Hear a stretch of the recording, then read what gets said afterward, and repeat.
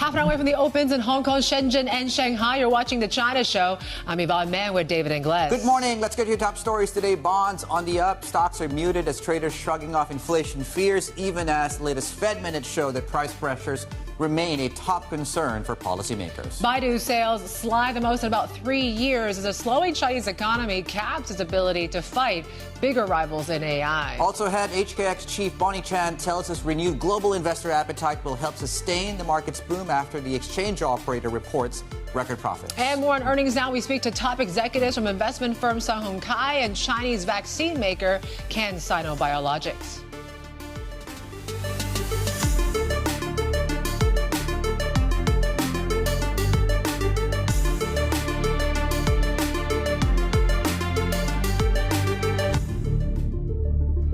Good morning. Welcome to the program. We're going into the open today. A reversal, really, of what the picture looked like this time yesterday, where there was really a sort of a downdraft across some of the tech and tech-heavy gauges. We'll talk about chips in a moment. But as you can see, we're getting a bounce in Korea. We are getting a bounce at the open over in Taiwan. That is, though, not enough to lift the overall benchmark as we head into this black hole of information in Jackson Hole. We'll talk more about that and what that means. Flip the boards, please, and have a look at the chip plays as well. Everything from SK Hynix all the way down to TSMC, NASDAQ futures coming up bottom of the screens. You have Advantest. So we're coming online here, 0.2%. Well, about 1% on TSMC. So it doesn't seem like we'll be needing to talk about the 50-day moving average. We'll see whether or not we do get a retest of that to the downside as support.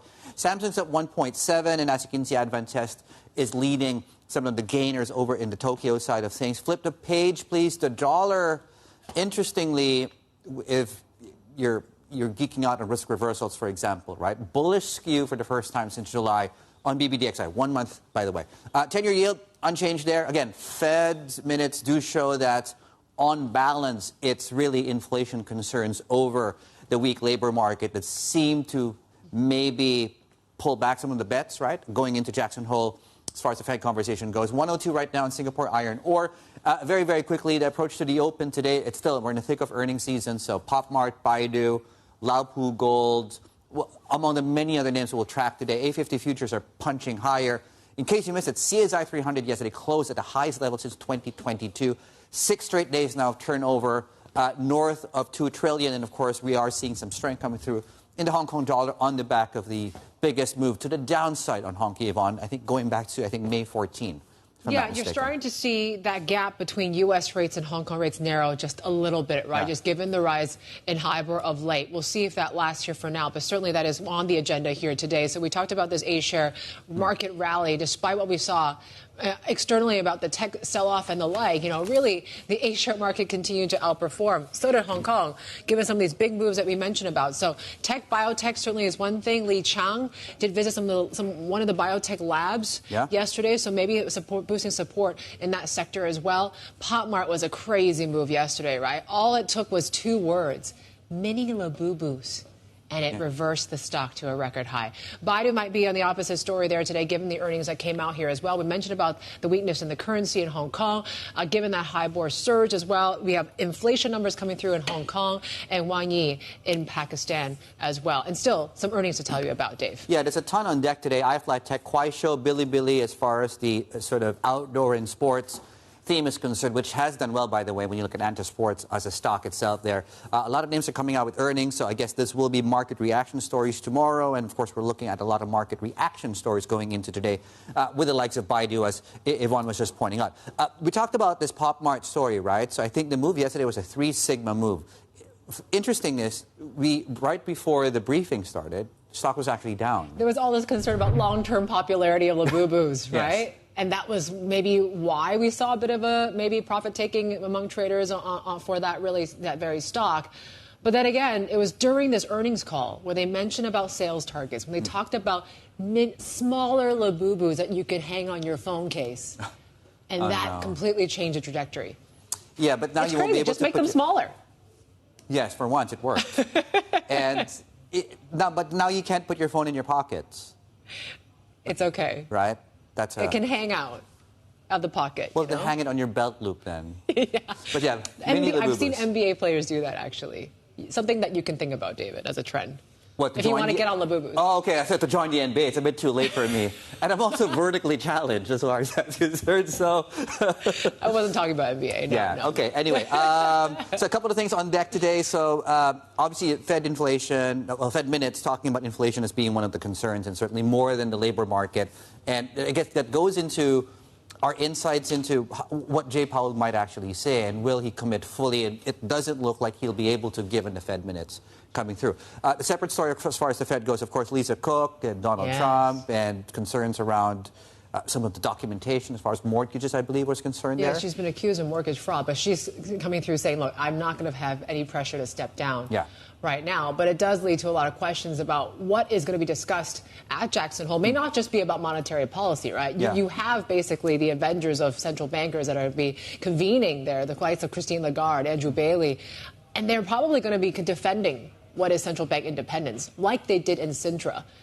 But this time on U.S. soil, which I think is quite rare, because before you really didn't have to do that. No. Up until late, maybe. Well, it's a different world we live in right now. Yeah. It certainly hasn't been a normal year, normal summer. You know, the IPO story, had a fantastic conversation, of course, with Bonnie Chan, which we'll play in a bit full later on. But yes, among the many, many things she mentioned as well. Have a listen to what she had to say there. International investors are really, again, focusing on China assets. And I think as they try to come back to treasure hunt, it is a very good thing that we have equally a robust pipeline to match their appetite. Okay, so what other things you think are a key takeaway here going into today? I think what she said was the most, catching for me was the fact that she said international investors are really riding along with this wave. Yeah.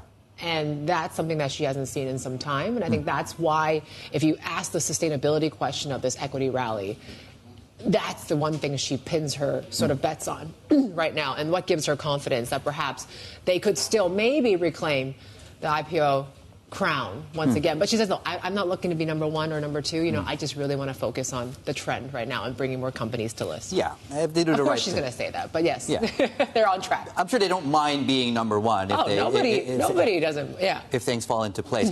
Just one last thing before we just go into the break here as well. So you have China market turnover. We talked about this. The market's picking up. Yvonne is pointing out foreign investor participation in this rally. Asia market, right? So 6 days going into yesterday of north of $2 trillion turnover. So we'll continue to track this very closely. Obviously, A and H share premiums as well, southbound flows, earnings reaction, plus, of course, we've been seeing in the CGB market with 10-year yields at 178 right now. So lots of on deck as we go into the Thursday session, just about 20 minutes away. Right, coming up here on shows, Sun Hung Kai reporting a tenfold increase in half-year interim profit driven by gains in its investment management business. And, of course, we'll be speaking with Tony Edwards next. He's coming on shows in a couple of minutes. Any questions for him, by the way? To our viewers and clients, you know how to get them and reach us. We're counting down to the open of trade here, Shanghai, Shenzhen, and here in Hong Kong. 20 good minutes away. This is The China Show. Good morning.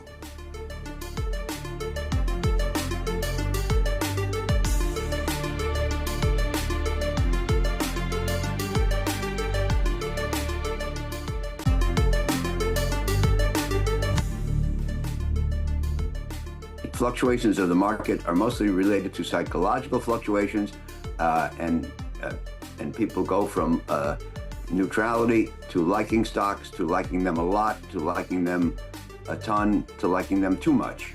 And that's the continuation that creates bubbles. And, we're probably in the early days of that. There we go. You might know him, that's Howard Marks of Oak Tree Capital. Sounding the alarm on U.S. stocks, again, to paraphrase, right, early signs of a bubble, but no visible catalyst that might actually pop the bubble. So, but things look expensive, he said. Yeah.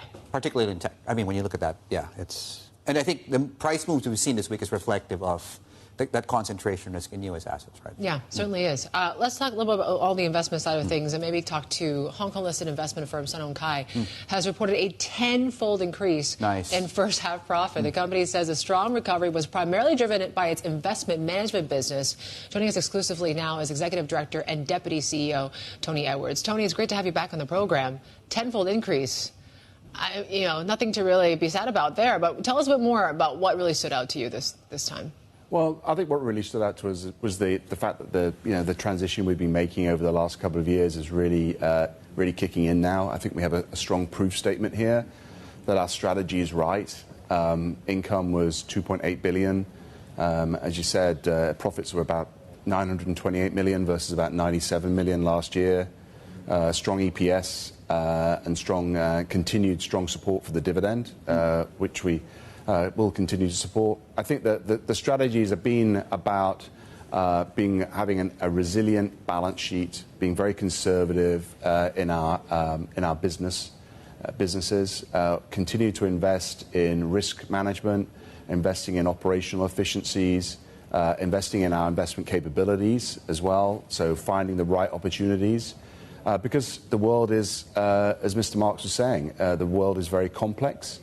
I do think we're going to continue to see a lot of volatility created with the trade negotiations, with what's happening in China, and China's improvement is not going to be a straight line, as are other geopolitical issues, and I think that's going to bear on us. And we also worry about inflation as well, and we're not that optimistic about interest rates. So in that environment, the good thing is that we're performing well. And I think that's what I want to keep us doing, is performing well in an environment that's hard and delivering for our shareholders. We've returned a lot of capital to shareholders over the years, and we want to continue to do that in a way that's systematic and leaning into our investment capabilities. And I think strategically what we're also doing is monetizing those capabilities in different ways. We're solely focused on alternatives. We invest a lot in hedge funds, in private equity, in credit strategies, and special situations. All of those investments have been positive and providing us strong returns. And the reason why that is that we've got a systematic processes that allow us to find good opportunities. When we finally liquidate them or exit from them, it's kind of a little bit out of our hands in terms of the window, but we're invested well in those opportunities in difficult times. And that's where you find, I think, the best opportunities for the capital that we have and our clients' capital. Do you think you'll need to allocate more into alternatives, given the environment you just pointed out, right? Where it seems that if rates remain high and inflation comes back or remains the same, the stocks and bonds are not going to do well in public markets. And I wonder if you're prepared to allocate more. And also, are you prepared to then take the liquidity premium hit as well? Yeah, absolutely. And I think what we're driving is collaboration. That's what's driving the opportunity. We're collaborating internally between the teams and working together, but also externally with our limited partners and also our GPs. Because not only do we invest in funds, but we invest in GPs. So GPs that want to grow and develop their investment capabilities. We provide them seeding capital, working capital, growth capital, and also invest in their co-investments. And that allows us to have a really granular insight into what they're doing. And that helps us find good risk return. And that's what we're focused on, is risk, the right level of risk for better levels of return. Right. So we have a credit heritage, and that kind of lends us to focus on the downside protection. So you can see how well we should perform in environments like this, which are very complex, which are very difficult to time. We don't try to do that.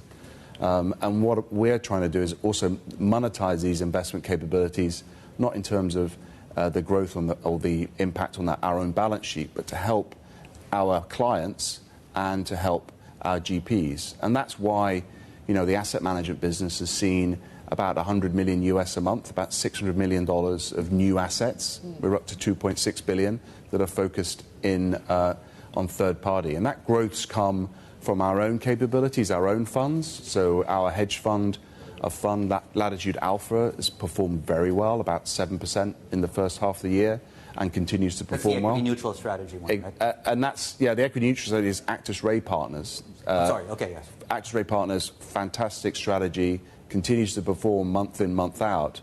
So that's what we want. So through Liberation Day events and market volatility, we want to see a positive or a flat return. Right. And that's to us is capturing the opportunity that we want. And that we're just showing it on the screens, visually as well, really did drive a lot of the financial gains that you guys mentioned.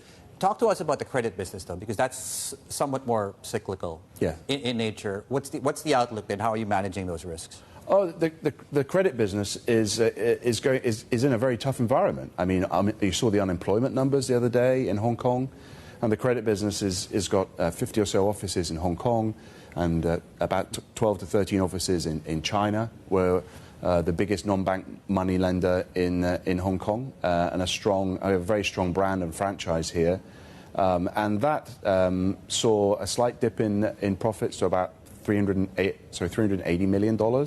From about 420 in the last first half of last year.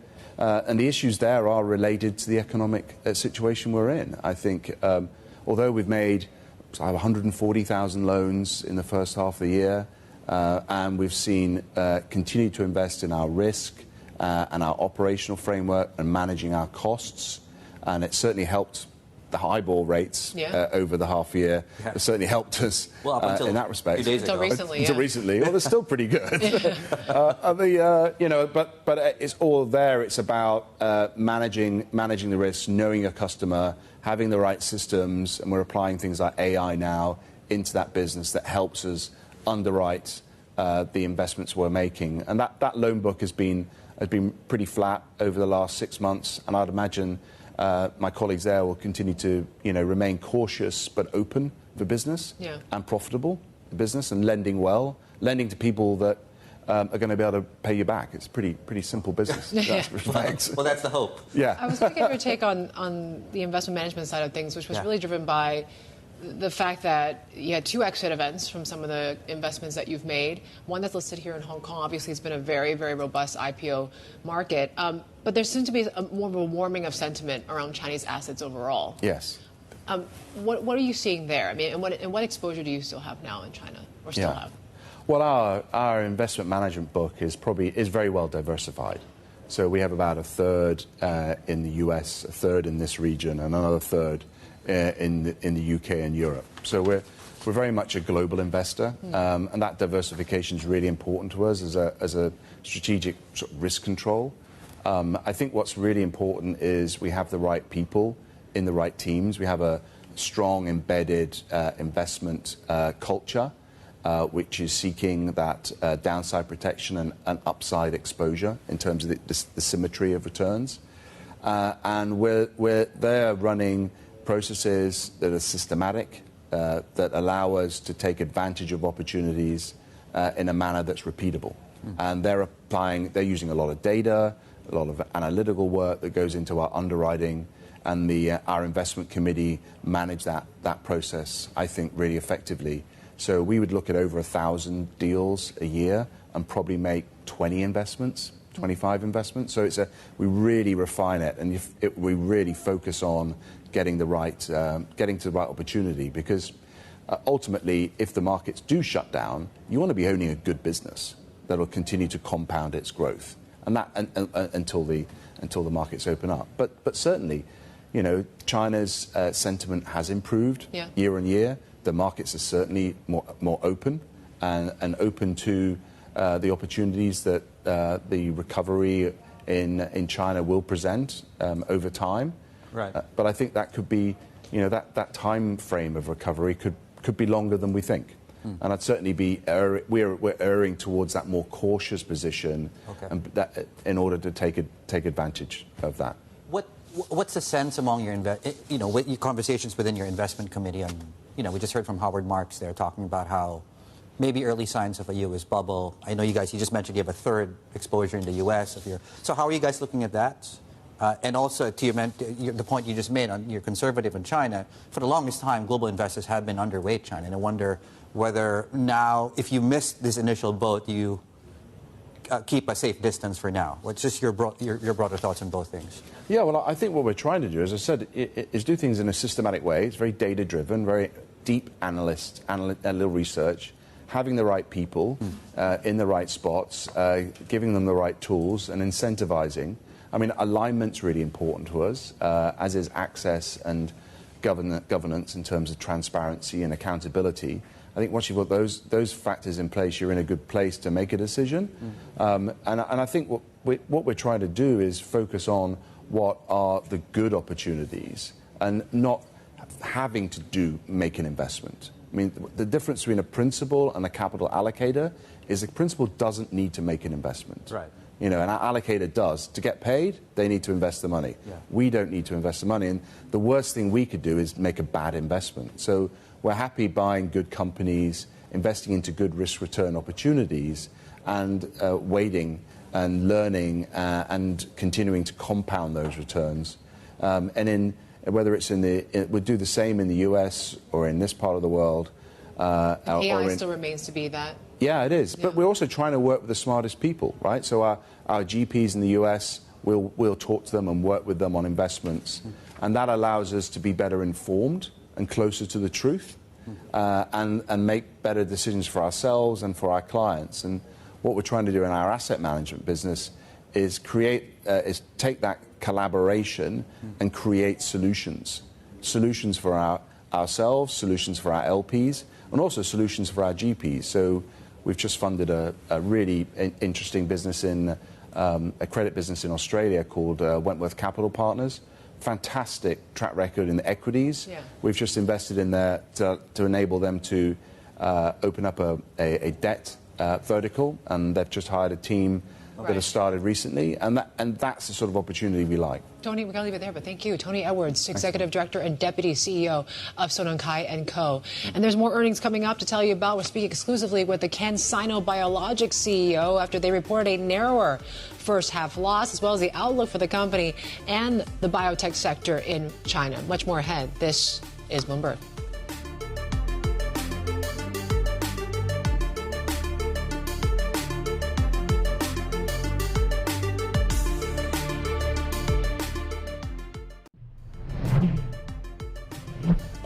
Right, welcome back. The fix of the day was out, strongest since November of last year. We now have a 712 handle as far as the fixing is concerned. Apart from that, some stocks we're tracking going into the open today. Yeah, PopMart continues to pop that one, huh? After what we heard from the CEO yesterday talking about, yes, mini Labubus. And yeah, sales target we can easily make. They said Baidu is an opposite story, given what we're seeing when it comes to a disappointment in AI and the like there. We're seeing the shares down some close to 2%. The open is next.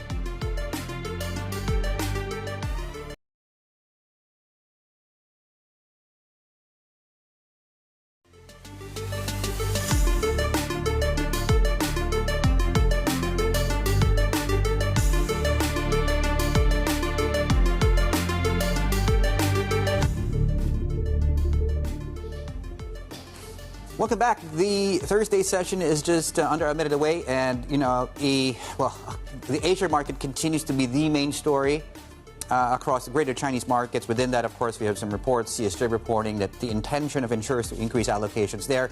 We are likely going to get a higher open today. I'm looking at initial pricing, 31% on the CSI 300 after, Yvonne, of course, the highest close since 2022, I believe, on the benchmark. Yeah, so it continues to be an up arrow story here. And certainly earnings, I think, has been sort of the key driver. A lot of these stock prices that we've seen, we talk about PopMart, we're talking about Baidu here. Certainly there's still a lot on tap, like Kuaishou, Bilibili, in terms of the tech space as well. And we're still waiting for Baba to announce their results as well. So certainly there's still a lot on tap here. And despite what we're seeing in external markets, what you're seeing in the U.S. and this tech sell-off that continues, mind you, it wasn't as risk-off as previous sessions, but still, you are still seeing some profit-taking when it comes to the mega caps overall in the U.S. But it seems to be still a pretty robust sort of rally that you're seeing across onshore markets. We're up about a third of 1% here right now, as Dave mentioned there.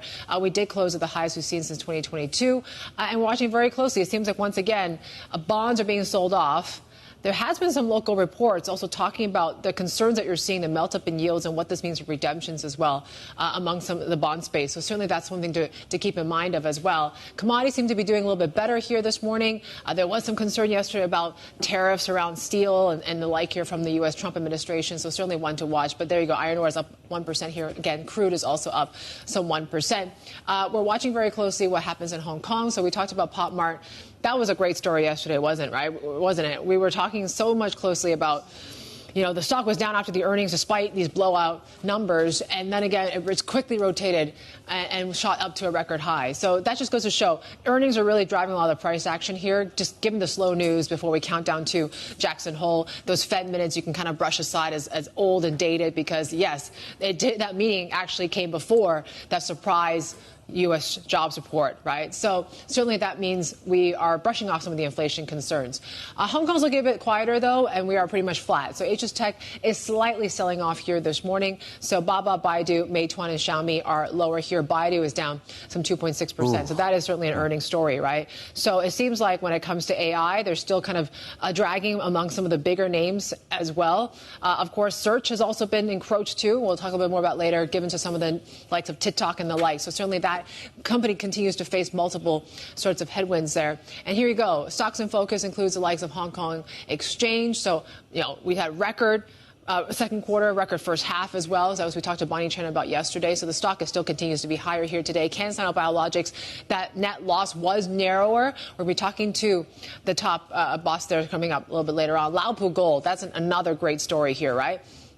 Earnings were strong. You continue to see, when high luxury seems to be losing market share and the like, it seems like the likes of Laopu Gold is kind of eating that up here right now amongst middle-class shoppers that are really liking this whole heritage gold sort of thing, right? I got to end on Pop Mart, right? We'll see is it popping once again, guys? I think it is. Yeah. So all you got to say is mini Labubus, and there you go. The stock is above 315, 317 here right now, because it seems like we were all challenged. People were saying, if you want to think about anything that's wrong with this stock, is that maybe people are just still questioning how long this whole popularity among Labubus can last, right? And you mentioned one thing of just making them smaller and maybe new products. And there you go. Yeah. Sends the stock flying again. Record highs. Yeah, but you can't follow that formula into the infinite, right? Because at some point you can't see them if you just keep. I wonder if the CEO was just kind of smaller, right? Yeah, so I think this is about the same ideal size, right? Isn't the Labubu about the size now? No, they're bigger than that. Are they bigger than this? Yeah. So making them smaller, I think, is smart, right? Yeah. I mean, it can hang on your phone case now. So lots of ways to do it. But I was wondering if he was just keeping that in his pocket just in case. Yeah. The stock wasn't doing well. Maybe he could just. So that's one of Min Min's favorite things. By the way, Min Min joins us right now, not to talk about that, but we're talking about Baidu here, of course. And certainly the juxtaposition of those two diverging stories between the previous darlings of Chinese investors, the big tech, right? And now, of course, this new consumption theme, affordable luxury, as some people call it. You had this quarterly revenue actually falling the most in about 3 years on Baidu. As you can see, shares are actually to the downside right now. You had a big drop, of course, overnight. It's this. What does the economic downturn tell you about their ability to commercialize and capitalize AI, for example? In fact, let's bring in Min Min right now to help us understand investor psyche around these earnings today. Yeah, the stock continuing to decline on the screens just now. But yes, the company just managed to meet expectations on revenue, but it's a 4% decline on year. And it's seeing this robust growth, especially on its cloud services. We are seeing double-digit growth there for several quarters already. But that is a low-margin business, right? And it's still not enough to offset the declines that we are seeing in its core bread-and-butter business, which is the search engine business. The ad sales there down by 15% on year. Very big drop. A part of it is the economic slowdown, but also it's losing market share to, the likes of Douyin and all of these social media platforms like Xiaohongshu. I mean, I barely have friends who still use Baidu to search for things now. People just type things into the social media platform to look for answers. Right. So that's where it's losing out. You look at operating profits, operating income down by 41%, margins under pressure as well. So overall, the outlook remaining pretty challenged. You can see on the screen that investors are punishing Baidu for it's been trailing the other competitors like Alibaba and Tencent in terms of share price this year. Okay, let's talk about AI, right? They're still pledging to really invest in AI despite the fact that there's pressure on revenue. Yeah, I mean, AI is a long game, right, that they have to play. So the CFO says that, yes, they are not ready for large-scale monetization yet, but they're still pledging to invest more in AI. But you look at Ernie chatbot. Baidu used to be the leader there. It's the first chatbot to drop in China, but now it's facing a lot of competition from the big players like ByteDance and Alibaba. I mean, these are companies that have far larger firepower and international footprint as well. But it's also facing competition from the smaller upstarts, the more nimble ones. I'm talking about those AI native apps. And so it's really struggling to catch up. It's forced Baidu to really abandon its subscription model for ERNIE. It's forced the company to abandon or to open source its proprietary ERNIE model. But still, the company is hoping that at least ERNIE can underpin the growth in the cloud business. But elsewhere, when it comes to AI-driven business, it also has this robo-taxi unit, Apollo. That's doing pretty well, seeing more than double the amount of driverless rides in the second quarter. And the company is hoping to accelerate expansion there to Singapore and Malaysia this year. They're also doing trials in Hong Kong already. Min. Thank you so much. Min Lo there, our China correspondent. Now, for a quick look at what's going on across financial media and what's being covered there as well, and certainly the topic of this rally has been really front and center of what investor mindsets and psyche. You have the Securities Journal reporting today, in fact, just this morning here, that Chinese insurers, a big buyer, of course, of the equity market rally, are expected to increase their equity investments even further this year with a focus on high dividend, which is mostly the banks, not all, of course, and the tech stocks. That's the barbell strategy, right? That's mainly because of a recent fall in interest rates. Analysts quoted in the story also cites policy support for long-term funds, stock investments, and a hunt for yields. Yeah, I think it's a great quote from Stanchart in their latest report on why we're seeing this dichotomy between, weak fundamentals, but then equity markets that continue to charge higher. He called it Robertson, the guy that says it, he called it basically an asset allocation trade, right? Because when you don't have, you're not getting income from bonds, you can't put it in the property market. It's almost like you have these record household savings that need to go somewhere, and they're being almost forced to be put into the Chinese equity market in some ways. And so I love the way that he termed it, an asset allocation trade. Yeah, I mean, Eric Robertson's always fantastic. Always great. Yeah, the SMS note that comes out every Sunday, I believe, right? Yes. Yeah, it's something My Sunday reading. Yeah, gets us ready for the week. And just to also mention, right? So we would talk about how does this rally make sense given the economic reality? If you look at the three best performing sectors there, it does make sense given the economic environment. High dividend yields. You have tech stocks where you have visibility. And, of course, that's where you have foreign investor interest, and biotech, where you have a lot of the innovation. And we did talk to Bonnie Chan from Hong Kong Exchange about that, right? They announced a lot of new listing rules when it comes to specialist tech and biotech.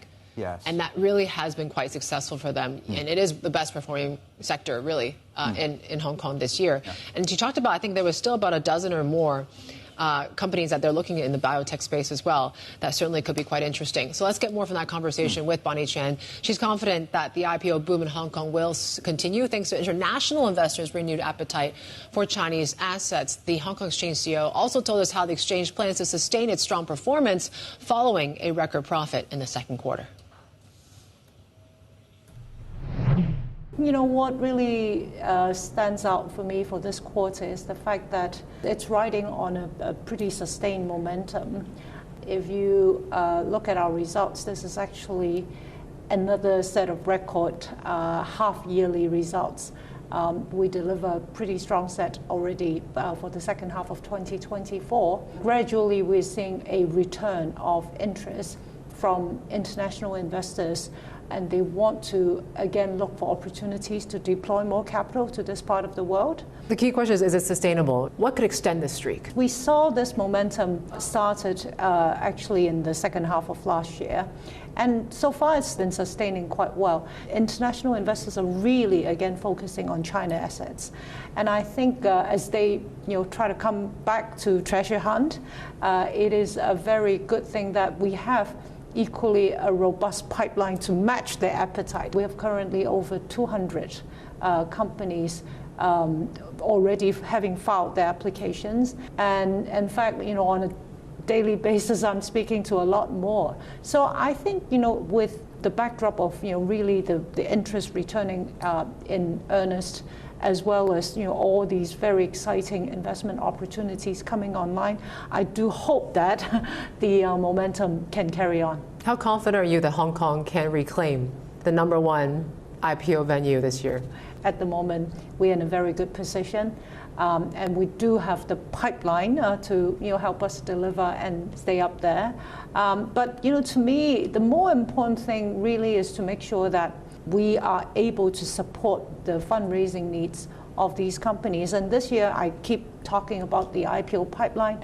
We also need to look at the follow-on fundraising, which in fact has raised more money than the IPO proceeds. So year to date, we have raised about $16 billion, close to 17 for by way of IPOs. But we have actually more than $40 billion raised by companies already listed on our exchange. So long as we continue to support the fundraising needs of these companies, we continue to improve our listing framework. Are you still doing a lot of marketing, or do you think companies are starting to come to you now? Well, I think both. I mean, companies certainly, I think, saw how well we've done in the IPO space. And so I think on the average, I probably meet 2 to 3 companies per day. And I want to expand the universe a little bit. I think it's very encouraging that in the past few months we have seen an increased appetite of companies beyond just the mainland China wanting to pick Hong Kong as their listing venue. So year to date we've listed companies from Thailand, from Singapore, and there are more in the pipeline. So I certainly will do more in terms of this marketing activity. There are those out there that do call this recovery you're seeing as something that's made in China. Mm-hmm. That what you're seeing in terms of the pipeline has been really driven by government policy, geopolitics. Well, first of all, I don't think I'm surprised. I mean, just considering that China is the second largest economy of the world and it's capable of producing so many exciting companies which investors around the world want to invest in, right? So to me, it's natural and totally understandable, this made in China phenomena. But that said, I mean, given that Hong Kong is an international financial center, and we stand in the middle as a super connector between mainland China and the rest of the world, what I would like to see is to really continue bringing more participants into the universe. And that was Hong Kong Exchange CEO Bonnie Chan there, of course. And that means it's basically no vacations in August, right? You take a look at how things were a year ago versus now. I think we talked to some bankers out there and said basically I had to cancel my vacation plans this summer. Yeah, what summer? Oh, yeah. And haven't they had few good years of freedom? Yeah, in fact, the last few years have been entire summers, really. So they're just really cost averaging their days at work. If Bonnie Chan can meet 2 companies a day, I think these bankers should be happy with the work that's coming through. Yeah, it's a good problem to have, right? It is. It's a good problem. I mean, but separately, of course, there's a conversation around fees falling. Yeah. But at least there is fees to talk about. Yeah. Right? Like I think things are really back in the city. It is. Okay, we'll talk a little more about that. Yeah. Plus, this Asia market rally that seems to be broadening out a little bit here as well. We'll break down and have that market update coming up. We got plenty more ahead. This is Bloomberg.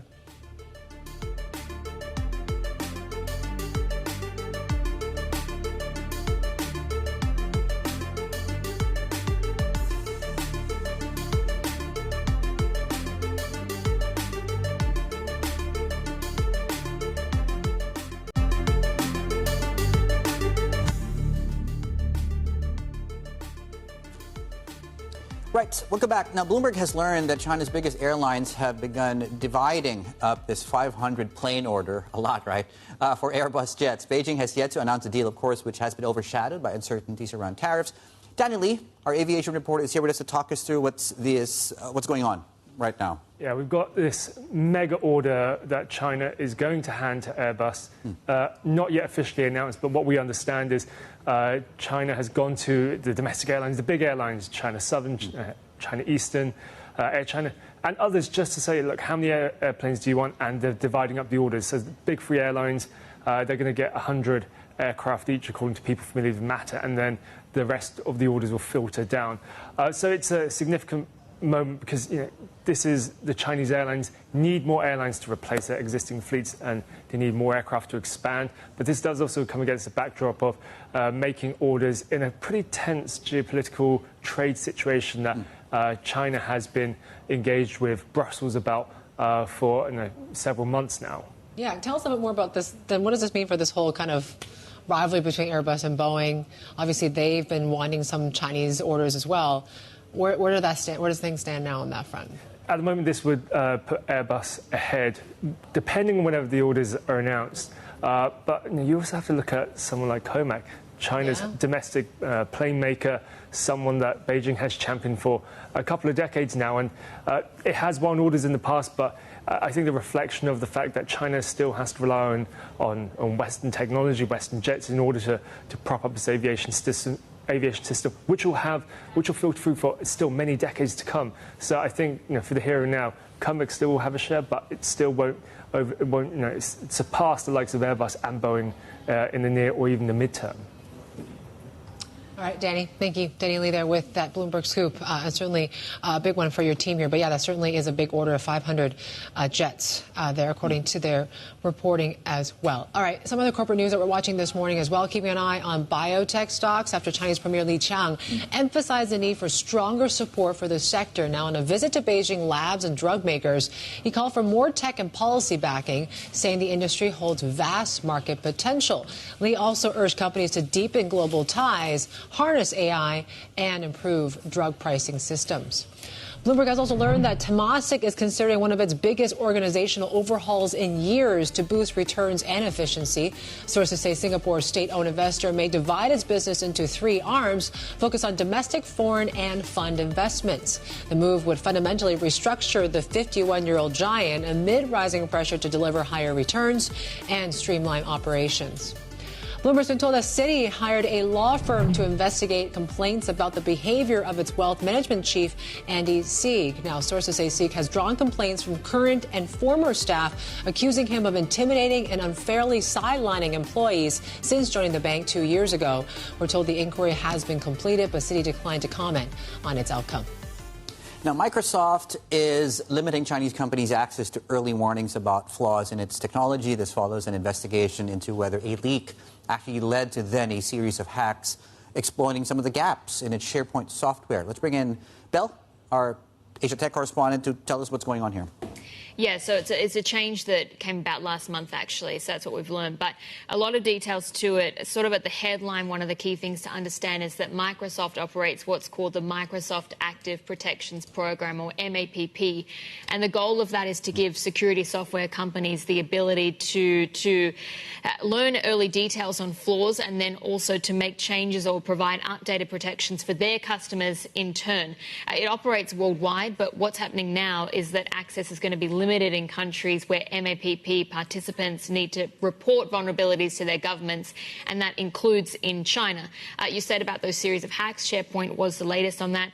We have reported previously that there actually had been a concern that hackers could have been aided by MAPP partners leaking the flaws. So that was one of the concerns, that it was creating further vulnerabilities. So now places or MAPP participants in places like China won't be receiving any sort of advance warnings. They're not going to get any real details on the flaws as well. They'll just get general ones instead, and they'll come when the security fixes are released. Okay, you've been tracking what's been happening on with this journal report about Meta freezing their AI hiring. We're hearing from the spokesperson of Meta now, Andy Stone. So he's commenting in an X post and confirming this report. So there's a temporary pause on some hiring at its AI units. And this is, of course, after what's been a very, very fierce hiring spree. Yeah, and it seems like maybe that's reached its limit. Yeah. Essentially, I mean, yesterday we were reporting about how Meta is going to be breaking its AI division into 4 separate teams under the leadership of Alexander Wang, who's the chief AI officer. This is sort of a continuation of that. So they're saying that, yes, we're going to be breaking into 4 teams. In addition, we won't be making any more new AI hires. I mean, they've hired maybe, in Wall Street Journal was saying, about 50 people over the past few months. That includes 20 from OpenAI alone. And essentially, they're just trying to make sure that they're best capitalizing on the people that they've already secured.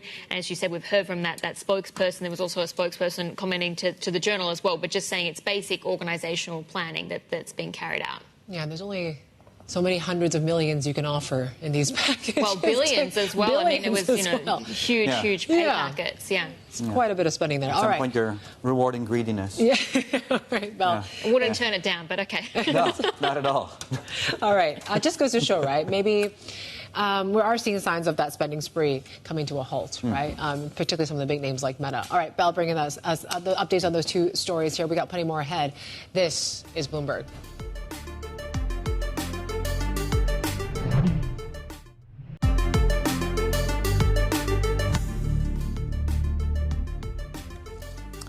Right, welcome back.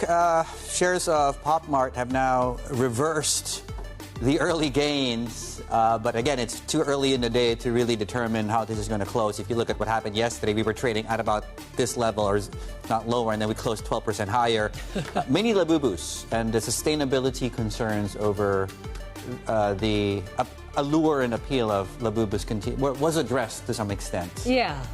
With mini labubus. But yeah, I remember when we brought that up, a lot of people in our newsroom were quite excited about that. Lapu Gold, yeah, that was some pretty good earnings as well. It seems like we're coming off after that surge that we saw on the back of those earnings yesterday here as well. Mengniu is certainly one thing we're watching here. Yes. So the dairy company is considering selling a minority stake of about 20% in an ice cream brand. I think it's called Ice. But yes, they're working with now with an A. Shares are down 1% here.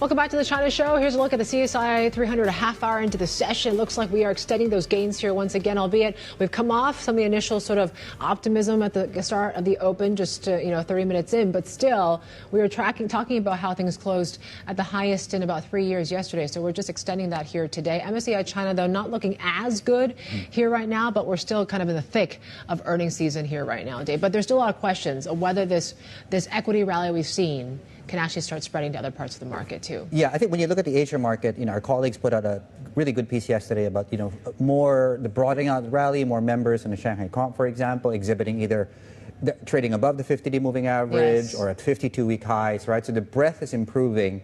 Plus, you toss in local media commentary. I think the CSJ this morning reporting that insurers are now seen as increasing their allocations even further to equity markets, right? And I think it's banks, again, high dividend stocks specifically, and tech as the main targets, if that wasn't obvious going into, I think, that's really been the pocket of the market that's been bought up. So yeah, so we talked about CSI 300. We were getting close to 3,800, which is a level we haven't seen, I believe, in about 10 years, I think, on the Shanghai Comp. We're flat right now as far as that's concerned. Pretty punchy fix about 45 minutes back here, strongest since November of last year. So let's just take stock, right? So how far have these benchmarks actually rallied from the bottom in 2024? You're going to see that on your screens come up very, very shortly. I think the Chinex is up, I think, was it 60%? CSI is up 30%. And then I think you have, thank you so much. Here we go. 36% CSI, 40, Shenzhen is 65, and then you get to 70% of the Chinex index. This is actually, so I'm going to correct myself, this is not a one-year chart, by the way. This is the rally from the bottom in 2024. So I'm sorry for that. Anyway. A little bit of clarity, but yes. Yeah. We do make mistakes every now and then, despite us maybe looking It's still perfect. telling the same story, right? That, Chinese markets in some ways are doing quite well still, despite what we're seeing externally when people are questioning what's going on in the U.S. Growth concerns there, whether the Fed can start to cut, and whether these valuations are looking a little bit pricey when it comes to the tech space as well, right? Where we did see a fourth straight day where mega cap tech is selling off in some ways. So certainly, maybe there is some shelter still in this China story right now. Yeah, and I think Howard Marks made a very good point on that too, right? The start of a bubble. The start of a bubble. But there is no visible catalyst, though, that would pop the bubble, I think was one of the comments he made after he did make that observation that we are in the early days of a U.S. bubble. Yeah, no alarm bells right now, but certainly maybe the early onset of something. But certainly, that does lead to maybe we do need more fundamental support in this equity rally to really, in China specifically, right? Because that's the reason why long-only funds are still a little bit skeptical, right? You're not getting the fundamentals, and you're not getting, the macro picture improving just yet, and you're not getting economic momentum, right? I think we've had the likes of JP Morgan, Wendy Liu saying, at least for now, earnings are resilient, but we've seen, right, when these earnings and these companies actually deliver. Price action is quite fierce, right? Yeah. I mean, look at Pop Mart, for example, which has already been a very hot stock, and you can hit record gains from just talking about mini Labubus, right? Again. 24 hours. I can't stop talking about it. 24 hours into that. So we were joking early on, if they actually came out, and this is maybe a collab potential with Lao Pu Gold. If they came up with a gold Labubu earring, I would. Danny Lee brought that up. That idea. I would don that. You would wear that on air if my bosses allow. So if my bosses are listening, there's a hard decision to be made there. If in fact new consumption on steroids. Yes.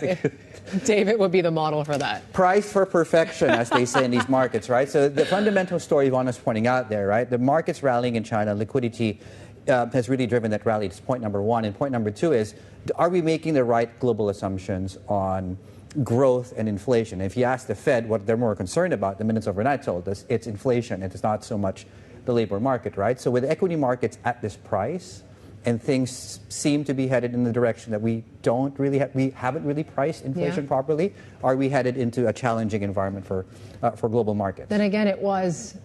I mean, that meeting was before that jobs report came out. That's true. When we actually started seeing the revisions and the like, right? So, is it a bit stale right now? And really, does it really show how policymakers are thinking about rate cuts moving forward here? But yeah, Jackson Hole. I mean, that's going to be the verdict, right? Yeah. Maybe Friday. We'll see. No, we're asleep by then. Oh, we'll read about it on Saturday.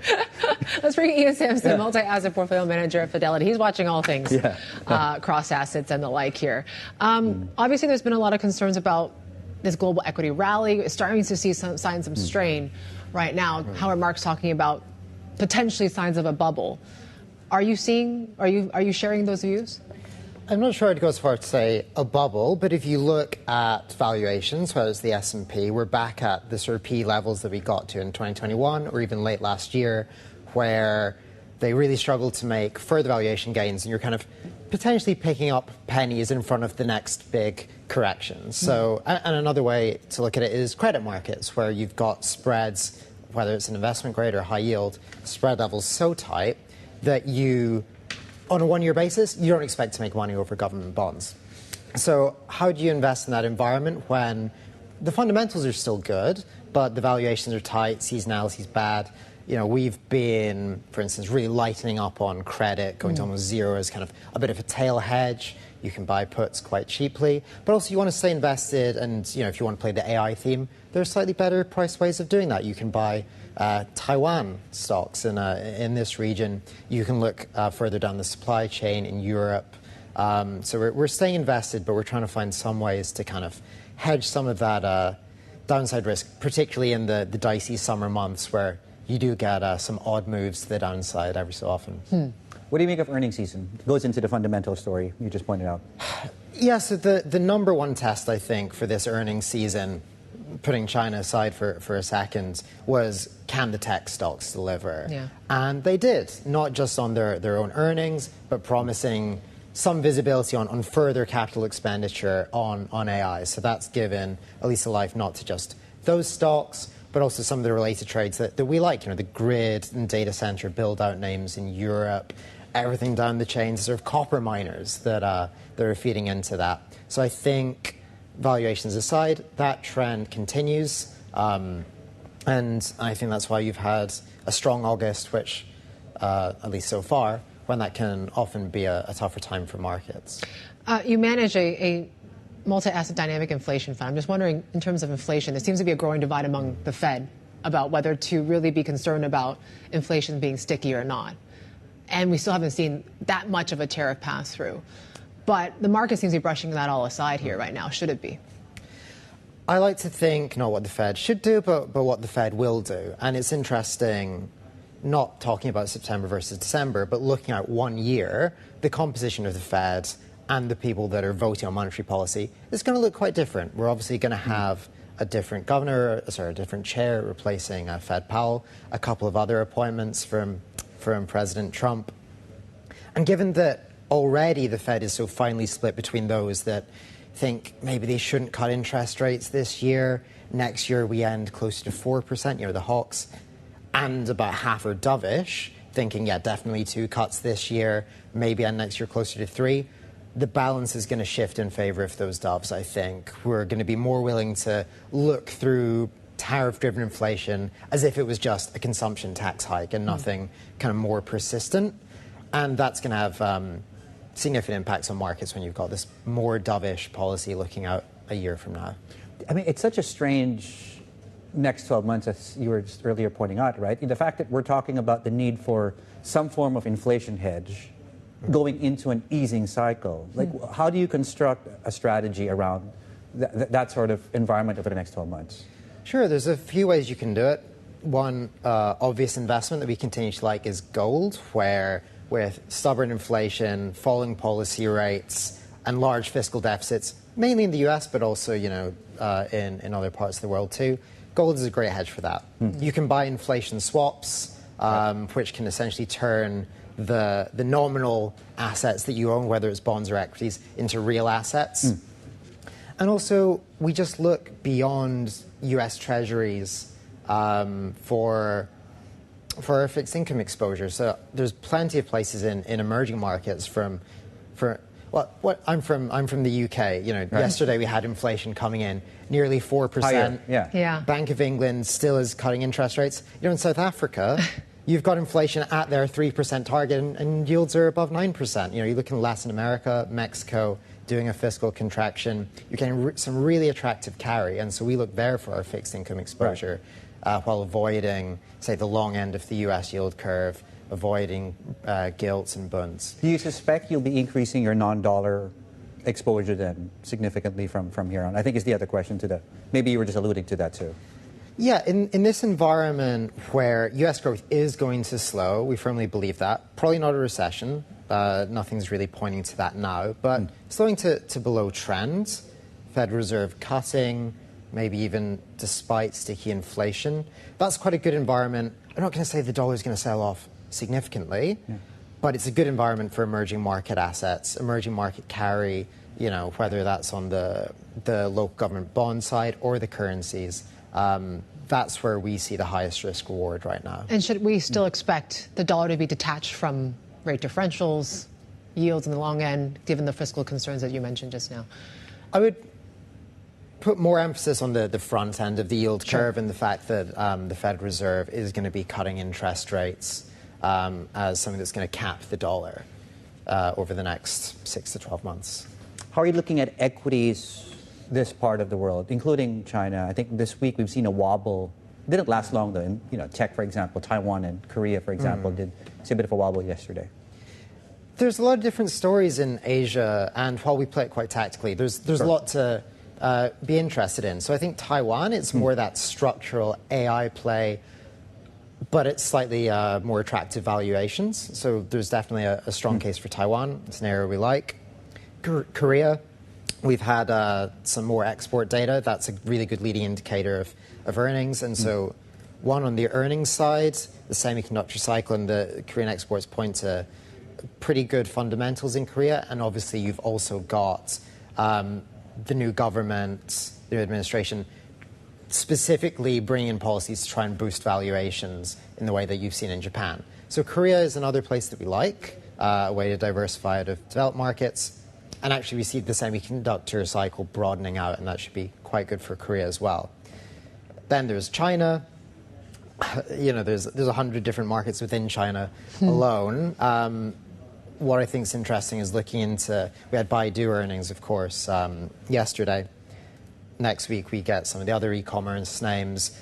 I still think that's a really interesting part of the market. You've got less competition, you've got less overcapacity issue in the digital internet side of China markets. When you get years like 23, 24, it shows that this really can be a sector that's growth at a reasonable price. And given the macro backdrop of perhaps a bit of a thaw between US and China on trade that might bring more capital into the Chinese markets from overseas investors, I think that China Internet digital bit is a really interesting place to be. Ian, thank you so much. Nice to see you. Looks like your strategy is set to be good conditions for you. Ian's strategy there. Ian Samson, a multi-asset portfolio manager, if it wasn't clear, Dynamic Inflation Fund. There you go, out of Fidelity. Right, coming up here on the China Show, earnings, as we talked about that, CanSino Biologics. I think the stock is up 100% over the last year or so. Narrowing loss, higher revenue. The co-founder, chairman, and CEO joins us in a few minutes. This is Bloomberg.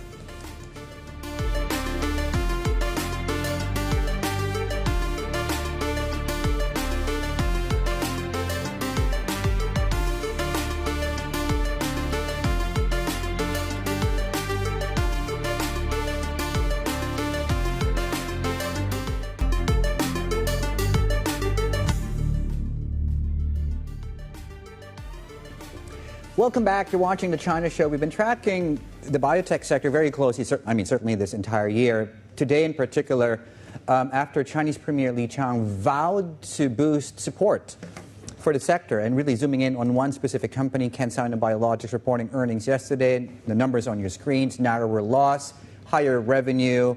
The stock has done on your screens as well, phenomenally well. As far as the stock is concerned, it's underperformed the benchmark, but that is, relatively speaking, the benchmark is up about 100%. So let's get a sense of the company's direction, short term, and of course, do we see the rosy days again back during a few years ago, of course, when we did see the stock price on this one specifically much higher than that. It does seem, though, the company is delivering on many fronts. Let's get an update. Exclusively joining us now is Xuefeng Yu, co-founder, CEO, and chairman at CanSino Biologics. Dr. Yu, thank you so much. It's always a pleasure to be speaking to you after the release of your results. Tell us, how do you think you guys did in the last reporting period? Well, thanks, David, to give us this opportunity. Certainly, and as you can see from the past few years, we climb up after the pandemic period. Primarily driven by our innovative vaccine, Manhasia, go to the market. I think we can now experience the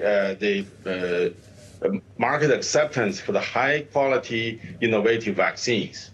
As you can see from the sales number, the first half year of our Manhasia, primarily, the sales revenue is over 380 million Chinese yuan. It occupied big percentage of the private market of the same category vaccines. Okay, tell us a bit more about, obviously, you're also, there's a theme of you talking about bringing your vaccines outside of China. Yeah. I was wondering if you could tell us a bit more about your plans for global expansion here. Do you have any numbers you can share in terms of what you've done so far in terms of people vaccinated or even revenue? Well, going to the global market, it takes time from the registration, clinical trials, until the licensure and sales. We are working with multiple countries, with multiple partners to license our product, include Manhasia, our COVID-19 vaccine, which are already licensed for multiple countries. We still experience some demand, although it's small. But Manhasia's demand is certainly going up, and we are in the process of registration for multiple countries.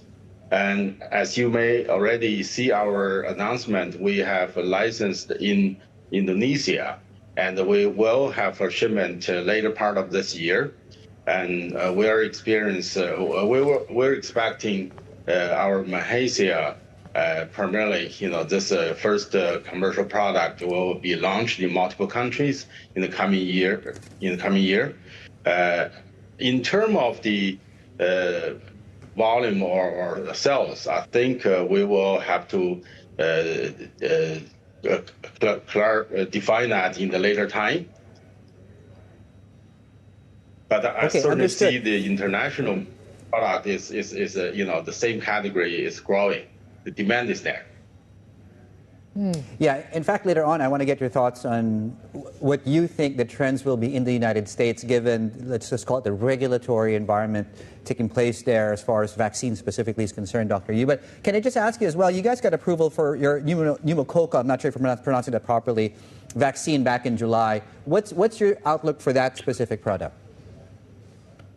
The pneumococcal conjugate vaccine is actually improved version like Pfizer's Prevnar. We call that elusive, which are preventing certain valent, certain serotypes of pneumococcal infection.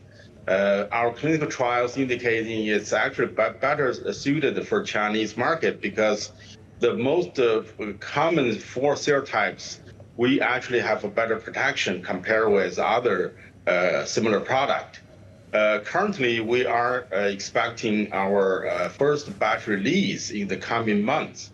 And, in China market, you need to have this, for the most province, you need to have this batch release confirmation to get market entries. Although this is for most province, we already have 3 provinces accepting our vaccine to list in their immunization as a choice. We are expecting next year this product will be really cover most of the market in China. And at the same time, we're working with our international partners try to bring this product to the international market. Yeah, you mentioned a little bit more about how you're competing with Pfizer's Prevnar 13. You say it's an improved version.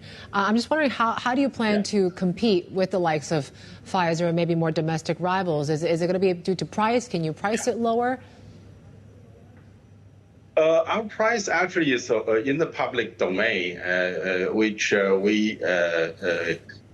I think in the par with other competitors. I think it's really driven by our scientific understanding and medical, needs for how we can better protect the most important serotypes in Chinese market. I think people will understand the value of this product, and also I think with CanSino's reputation and branding of our past, I think people will, I expecting people will accept this in better ways. Yeah. Okay, Doctor, you just to clarify as well, since it's been approved and you mentioned the timeline here, are you expecting to realize revenue from this specific vaccine this reporting period? In other words, if we talk to you in 6 months' time, will we be talking about a revenue boost because of this specific vaccine? I'm expecting it will contribute significantly of this vaccine because, as I mentioned, this next 6 months will primarily driven our market entry, market access exercise. Yeah. Okay. I was expecting next year. Next year. Thank you for that. Thanks for clarifying that, Doctor. I'm just wondering, when it comes to virus cases as well, we've been reporting a little about this whole surge of chikungunya virus cases. Can you tell us a bit more about, there hasn't been any vaccines for it yet. Can you tell us, is there a reason why, and is it something that you're looking into? Actually, just one correction. There is one vaccine available. It's licensed in EU, European Union, and it's licensed in US. And we're certainly closely watching what's going on with this disease, right, in the South China. No Chinese companies yet, though, right, Dr. Yu? No Chinese company, but globally there's one life attenuated vaccine available. So, in fact, we know that company, and we are closely understanding how this vaccine works, whether it will have some, potential that help to preventing the situation in China. But this is very preliminary. We need to understand better of this vaccine, because this is not really has been highly public, noticed the disease in China. Well, speaking of Dr. Yu, I'm not sure if you remember, we started speaking with each other during COVID, and of course, I think at that point you also had that inhaled vaccine, and since that point in time, I'm just you know it as well. I'm looking at your business. Your share price is down. Your revenues are down. Your net income is down. Can you give us an outlook for the next 3 to 5 years? Do you see you being able to return to the business that you guys had during COVID, for example? And what do you think will drive you to that point? Well, I think our goal is to make our business break even this year. I think we are very close to our goal.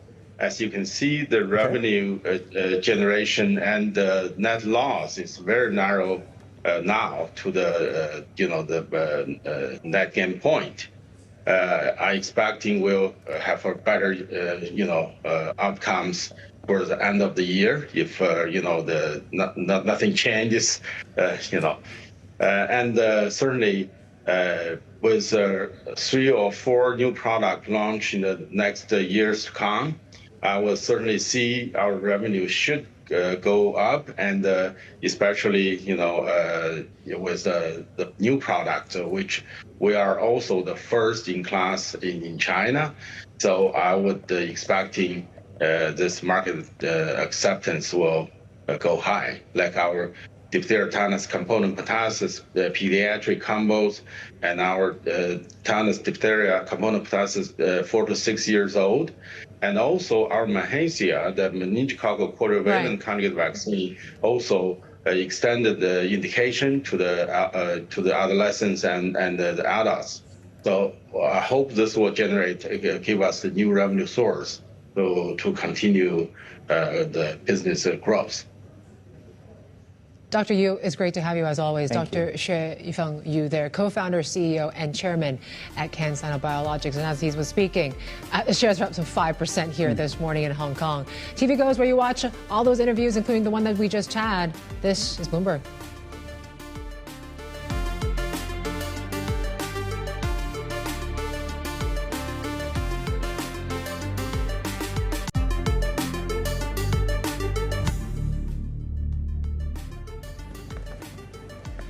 Well, 11:29 a.m. in Tokyo. Japanese markets are heading to that lunch break here right now, and we are seeing, when it comes to equity markets, are slightly on offer here today. We're down about 0.6%, and kind of following a little bit of that tech sell-off there. But it seems like right now, we're still waiting for a lot of things, right? Whether it is earnings, whether it's Jackson Hole, so a bit of a holding pattern right now.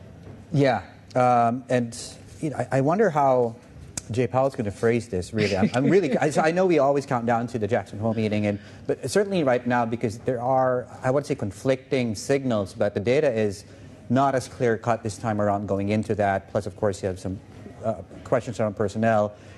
Just to also mention, going into the Japanese lunch break, the 20-year bond actually is now at the highest since bond yield specifically, highest since 1999. So that's at least a consistent theme that's gone through.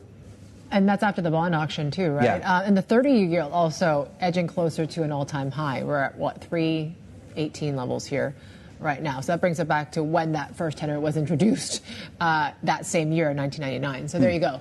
But then again, the rest of Asia is looking better, right? We're pretty flat right now. U.S. futures are slightly to the upside here. The dollar is catching a slight bid, but it is pretty quiet out there, but it gives us time to really break down a lot of the earnings, right? You're watching semis too. Yeah, and I think if I can get our producers to bring that up, we showed a board earlier on of this rebound we're seeing today in the likes of TSMC, SK Hynix. I think Disc or Advantest was the one that was in earlier on, and that rebound that we're seeing as far as the semis is concerned is really what's driving some of these benchmarks right now, right? And I think the big drop that we had in TSMC yesterday. There we go. So Samsung is up, TSMC, and so apart from this, also a lot of the big sort of consumer plays in China, right? So I'm talking about Pop Mart for one. That stock's been doing very well. It's been popping quite substantially. Mini Labubus, Laopu Gold, we talked about that too, and of course the other stock we're also watching in reaction to a lot of these earnings is Baidu, right? So shares were down overnight. Shares are down as we speak. And yeah, the biggest quarterly decline in revenues in about 3 years. There we go. We're down about 2%. Bloomberg Intelligence says the outlook remains highly challenged here, with its AI ventures expected to remain unprofitable. That's not good for the next 3 years. Let's bring in Robert Lee, our senior analyst, more on Baidu. What did you make of the results? I mean, just given it seems like how bad the numbers were, are you surprised by the reaction?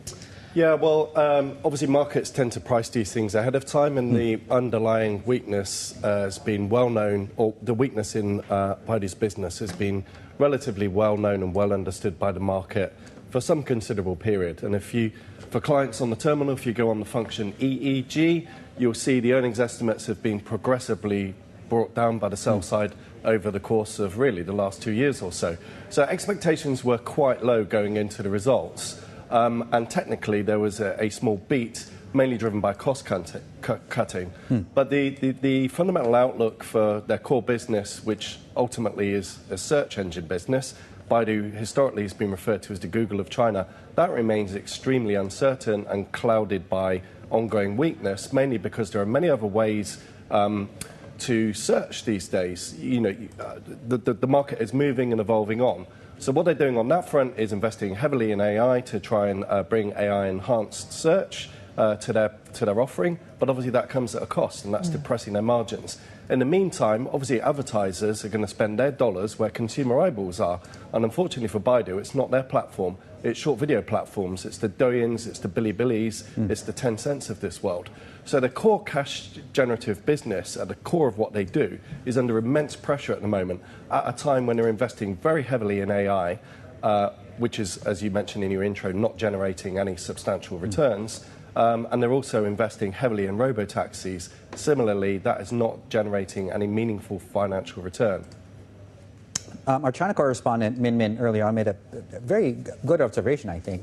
She said it's rare, like a lot of her friends don't use Baidu for search anymore, right? They go on social media, that's where you do the search. And the reason I bring that up is what went wrong with Baidu? And is AI actually the way to bring them out? If it's not, what is? I think the weakness in their core search engine business has actually been apparent and known for some time. Yes. Mainly because, again, you can search on WeChat, you can search on Alibaba's tools. There's a plethora of earnings there in the market, a lot of alternatives.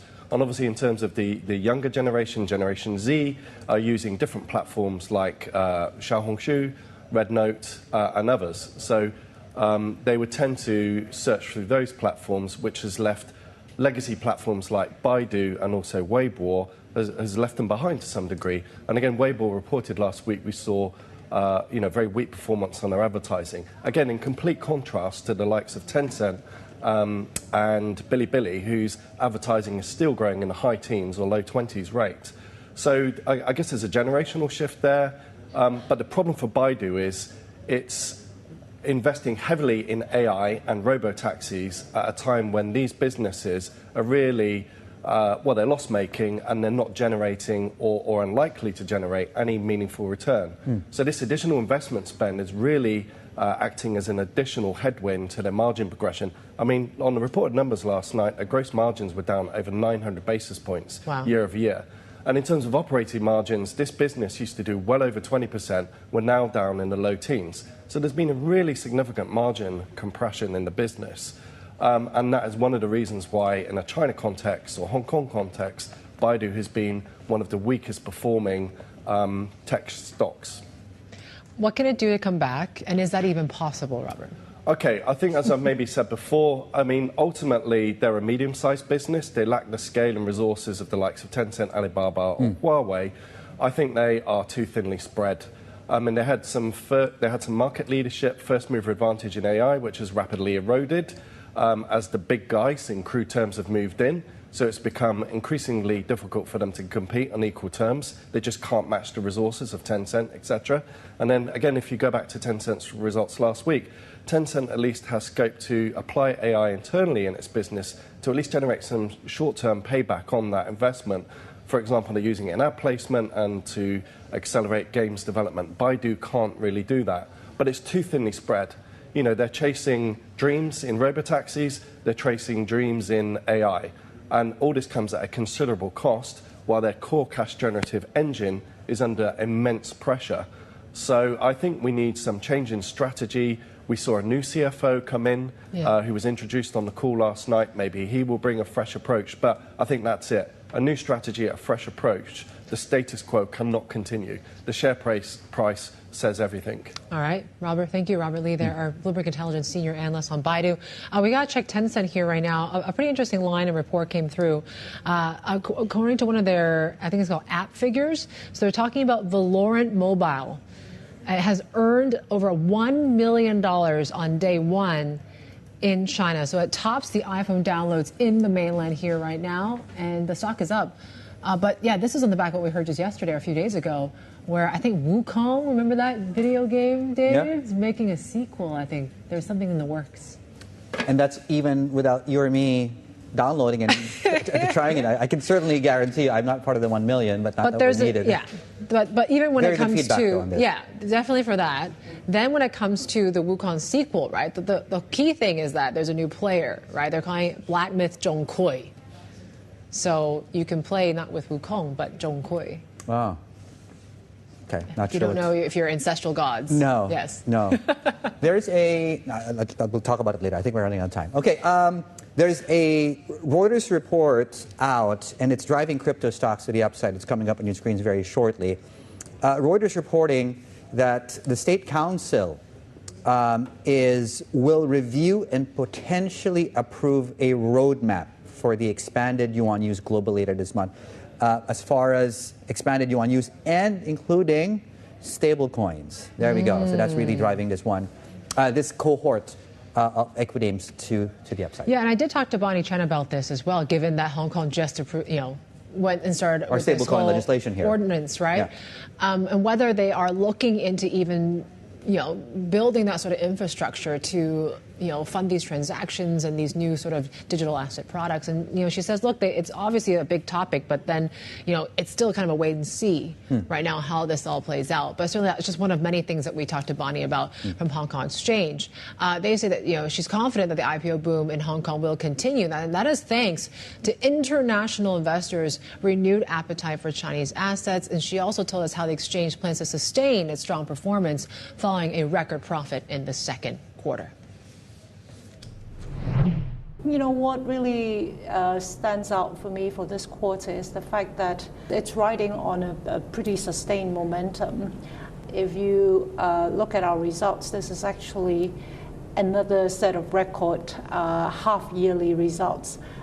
We deliver a pretty strong set already for the second half of 2024. Gradually, we're seeing a return of interest from international investors, and they want to, again, look for opportunities to deploy more capital to this part of the world. The key question is it sustainable? What could extend this streak? We saw this momentum started actually in the second half of last year, and so far it's been sustaining quite well. International investors are really, again, focusing on China assets. And I think as they try to come back to treasure hunt, it is a very good thing that we have equally a robust pipeline to match their appetite. We have currently over 200 companies already having filed their applications. And in fact, on a daily basis, I'm speaking to a lot more. So I think, with the backdrop of, really the interest returning in earnest, as well as all these very exciting investment opportunities coming online, I do hope that the momentum can carry on. How confident are you that Hong Kong can reclaim the #1 IPO venue this year? At the moment, we're in a very good position, and we do have the pipeline to help us deliver and stay up there. But to me, the more important thing really is to make sure that we are able to support the fundraising needs of these companies. And this year, I keep talking about the IPO pipeline. We also need to look at the follow-on fundraising, which in fact has raised more money than the IPO proceeds. So year to date, we have raised about 16 billion US dollars, close to 17 for, by way of IPOs. But we have actually more than 40 billion US dollars raised by companies already listed on our exchange. So long as we continue to support the fundraising needs of these companies, we continue to improve our listing framework. Are you still doing a lot of marketing, or do you think companies are starting to come to you now? Well, I think both. I mean, companies certainly, I think, saw how well we've done in the IPO space. And so I think on the average, I probably meet 2 to 3 companies per day. And I want to expand the universe a little bit. I think it's very encouraging that in the past few months we have seen an increased appetite of companies beyond just the mainland China wanting to pick Hong Kong as their listing venue. So year to date we've listed companies from Thailand, from Singapore, and there are more in the pipeline. So I certainly will do more in terms of this marketing activity. There are those out there that do call this recovery you're seeing as something that's made in China. That what you're seeing in terms of the pipeline has been really driven by government policy, geopolitics. Well, first of all, I don't think I'm surprised. I mean, just considering that China is the second largest economy of the world and it's capable of producing so many exciting companies which investors around the world want to invest in, right? So to me, it's natural and totally understandable, this made in China phenomena. But that said, given that Hong Kong is an international financial center, and we stand in the middle as a super connector between mainland China and the rest of the world, what I would like to see is to really continue bringing more participants into the universe. And that was Hong Kong Exchange CEO Bonnie Chan speaking with me. Yeah. There, after their earnings came out. We got plenty more ahead. This is Bloomberg.